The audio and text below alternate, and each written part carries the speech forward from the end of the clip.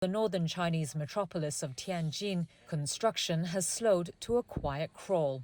It belongs to Country Garden, China's largest property developer by sales volume before this year.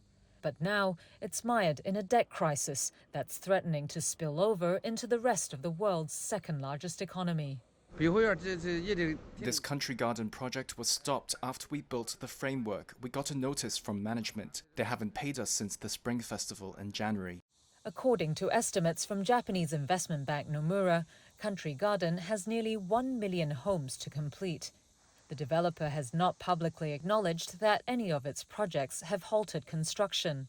But at two Tianjin projects Reuters visited on Friday, construction had partially or fully stopped, with workers complaining of months without pay. We're very worried because since we arrived here in May, they've only given us living expenses of some $600 per person. We've not received a cent of other payments. Once considered one of the more financially sound developers, Country Garden is now a bellwether of how the cycle has turned for developers. Its financial woes have added to the ongoing debt crisis in China's real estate sector, which accounts for roughly a quarter of the country's economy. And it's currently losing steam amid a housing slump and weak consumer spending.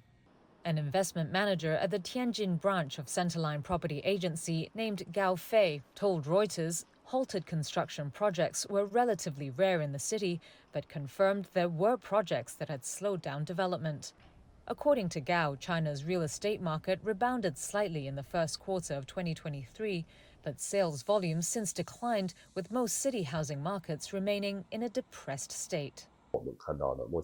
We have seen that many homebuyers are affected by a lack of income, and their home buying choices and what they can afford have been impacted in turn.